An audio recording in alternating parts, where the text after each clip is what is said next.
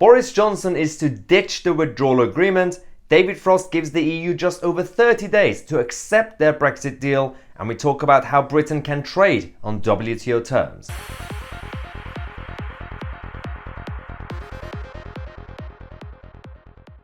Hello everyone and welcome to today's show. Things are happening. We've got, according to Boris Johnson's government, just over 30 days to find out what's happening with Brexit. In reality, technically speaking, until the end of December. But do you remember when Boris Johnson was trying to sell his withdrawal agreement? A lot of the hardcore Brexiteers like us were quite worried about some of the elements, especially the Northern Ireland Protocol and the backstop 2.0, because one fear was that if there is no deal, there's no trade deal between the two sides. If we leave without a deal, then part of Northern Ireland, technically speaking, will still be inside the EU, and there will be sort of a soft divide between Northern Ireland and the rest of the UK. Now, Boris Johnson and David Frost, as you've seen on this channel, have been talking about how they've been very strong on these negotiations. Boris is now to completely undermine the withdrawal agreement. He's going to ditch the Northern Ireland Protocol and change the whole thing, and the EU are not too happy. Yeah, so the latest that we have is that Boris Johnson is planning to introduce a new law that will override the withdrawal agreement that was already agreed by both sides. There's something that Dominic Cummings and his team have been hinting. This is we're talking about a year ago when they were selling this to the kind of hardcore Brexiteers, the Brexit Party, Nigel Farage. They were saying, guys, just trust us, it's going to work out, and it seems like it is going to. But that's the whole thing. As I said, a lot of us were quite worried about the withdrawal agreement. At the end, we said, fine, let's just support it for now, leave as a member, and then negotiate. If there's no deal, we'll find a way on WTO terms. I wasn't even expecting Boris to do this. So, well done. Not just that. Now, David Frost and Boris Johnson have given the EU just over 30 days to accept UK's trade offer. So this is obviously yesterday, it was 30 days, now it's 37 days. They've said that the UK cannot compromise on the fundamentals of what it means to be an independent country. So there are a number of issues with this whole negotiations. You've got the fisheries, you've got the state aid issues because of the level playing field, which is basically you have to agree to the EU's standards, which means you can't really be an independent country. You can't really sign independent trade deals with other nations. And considering Boris is also going to essentially ditch the Northern Ireland Protocol and undermine, completely ignore the withdrawal agreement, he's quite serious about having the whole of the UK together, because the compromise would have been to have Northern Ireland as part of the EU, essentially.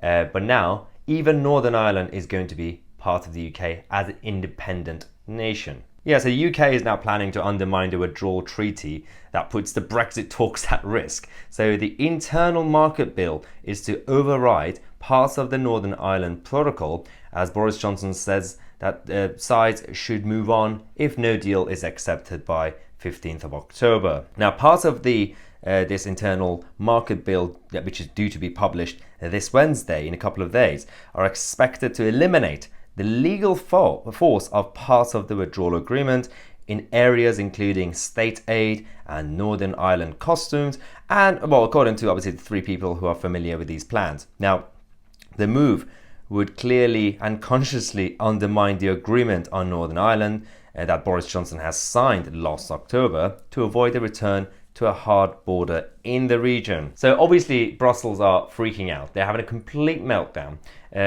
Some people, all these soft Remainers and the pundits and the hacks in Westminster are saying, well, this is clearly a bad move because now the EU know and other countries know that you can't negotiate with Boris Johnson because, he doesn't believe in good faith. No, this is a Trumpian style of negotiations and it works. It's worked for Donald Trump in business and also foreign diplomacy. It's going to work for Boris Johnson as well, because the whole point of it is this is like a Hail Mary, but from the position of strength and power. We are going to be doing this. This would definitely push the EU to compromise. So if they don't, it's literally their fault. And if we leave by the end of December, the UK, the whole of the UK, which includes England, Wales, Scotland, and Northern Ireland, will be completely free of EU's bureaucracy. Yeah, last week the EU's chief negotiator Michel Barnier warned that a precise implementation of the withdrawal agreement was vital for the success of trade talks and a key issue of trust between the two parties. But some clauses in the bill will effectively override parts of the so-called Northern Ireland Protocol, which was signed alongside the withdrawal agreement in October.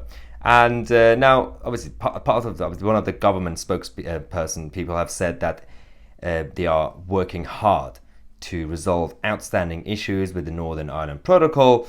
And as a responsible government, we are considering fallback options in the event that this is not achieved to ensure that the communities of Northern Ireland are protected. So let's just clarify. Michel Barnier has been saying that in order for us to make sure that we could actually negotiate with the UK for a trade deal, we have to wait to see if they respect the Northern Ireland Protocol first.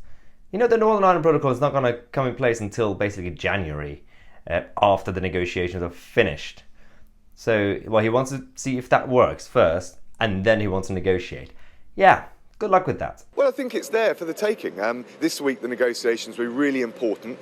All the UK is asking for is to be treated like any other country in free trade negotiations.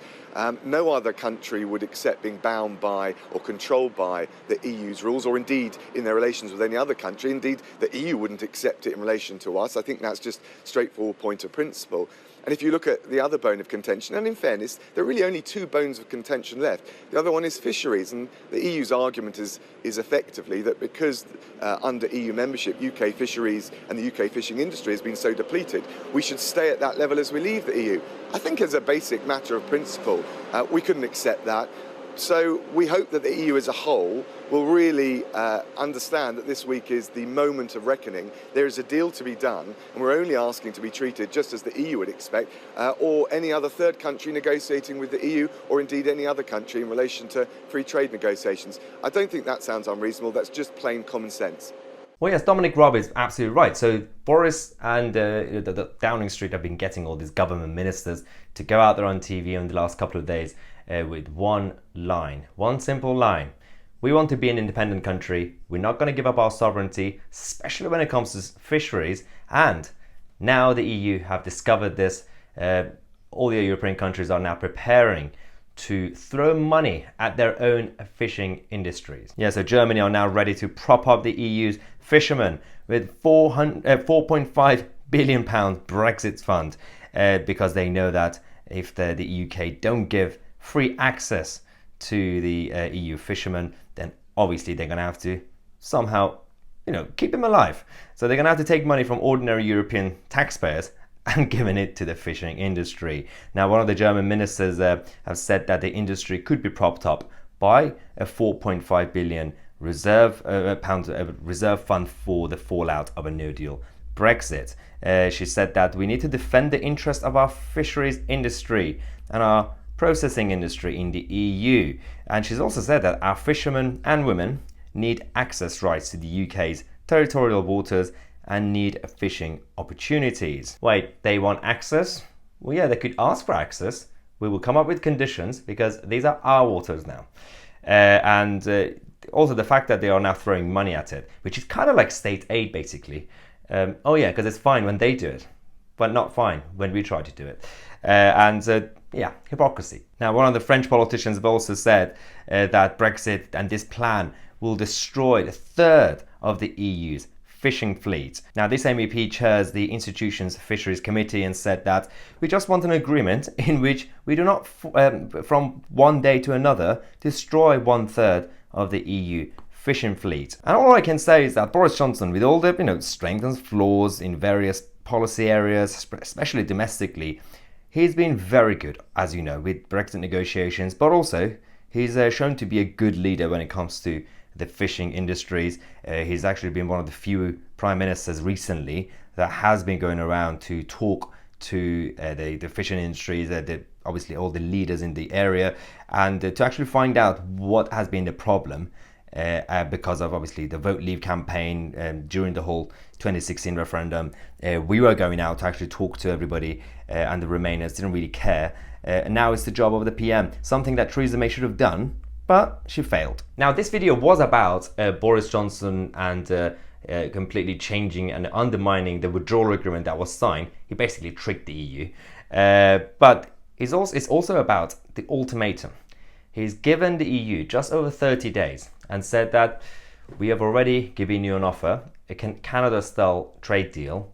If you don't want it, we could go out and trade with you on WTO terms like Australia. Yeah, so Boris is now saying that we are now entering the final phase of our negotiations with the EU. The EU have been very clear about the timetable. I am too.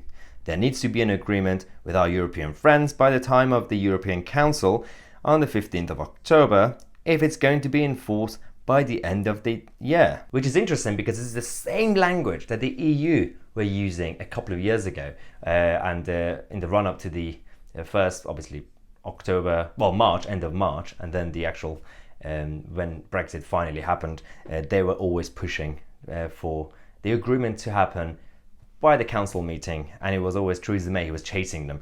But let's talk about the alternative and how we can actually trade if we leave with no deal on WTO terms, because there is an option. Yes, we are now obviously an independent member of the World Trade Organization, and there is one option that if the UK keep pushing the EU, if there's no proper free trade agreement, both sides could still trade freely if they both agree, which they will, according to GATT 24, Article 24. So essentially this is Paragraph 5, Article 24 of the General Agreement on Tariffs and Trade, which allows states, so this is according obviously to two independent members, the EU and the UK, to agree to trade with each other. And the whole point of it is that if both sides are negotiating for a free trade agreement, there will be an interim agreement, and mutually trade goods could actually travel without tariffs for a reasonable period